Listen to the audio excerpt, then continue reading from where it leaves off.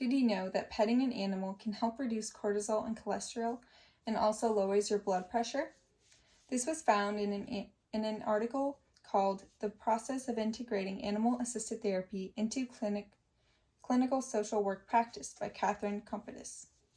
Today I will be sharing more information about animal-assisted therapy, what it is, and how it works.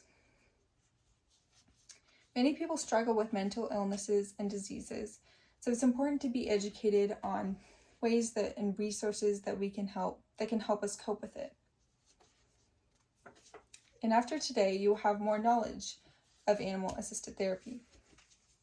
I have educated myself by reading articles on animal-assisted therapy to make me more credible on this topic. Today, I will define what animal-assisted therapy is and how it works. I will discuss the animals used, disorders it helps with, and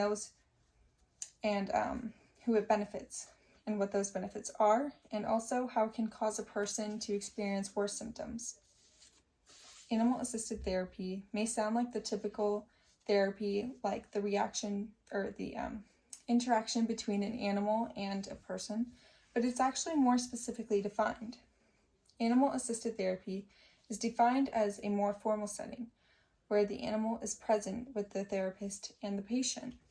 Animal-assisted therapy has a goal in mind for the patient.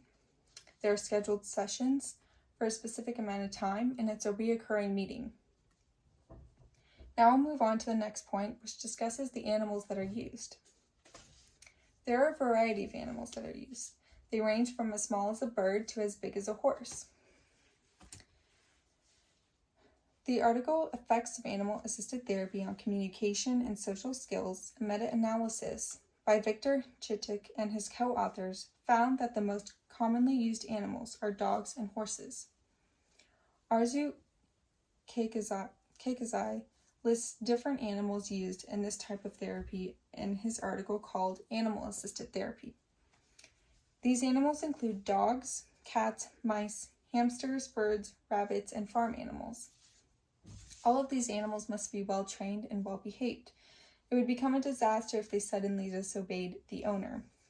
I have a picture of a list of animals that I may not have mentioned. And this shows the variety of animals that there are.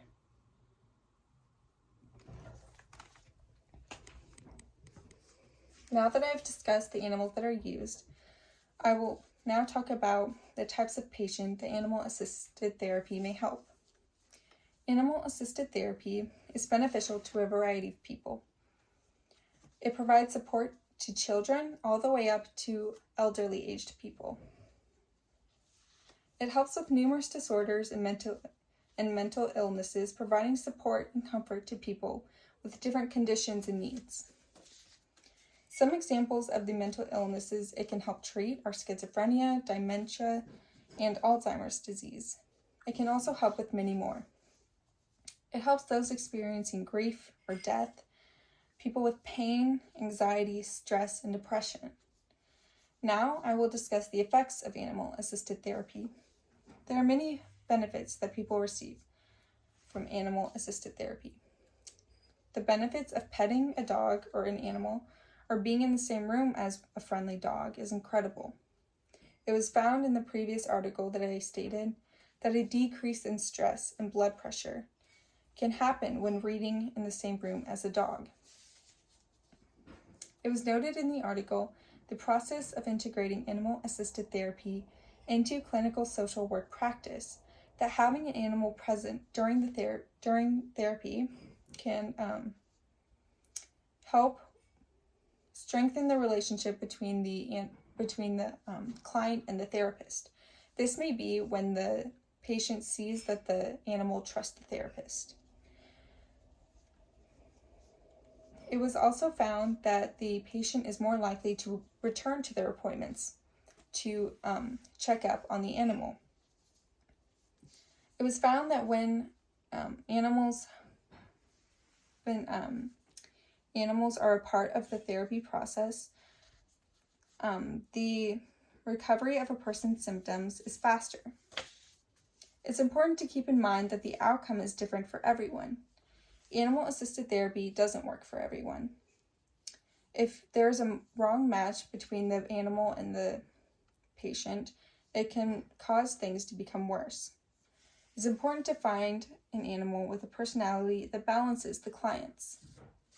The article, Effects of Animal-Assisted Therapy on Communication and Social Skills, a Meta-Analysis, points out that while an energetic dog can be great for someone with depression, it can actually worsen someone's symptoms with ADHD. The size of the animal can also be a determinant of whether or not this type of therapy will work. For example, if a small child or a person who is afraid of larger animals is paired with one, it can cause them to experience more distress. Now I will close by restating what I mentioned in this presentation. First, I defined what animal-assisted therapy is to give you a better picture of how it works. I mentioned the animals that are used and who this type of therapy is beneficial for.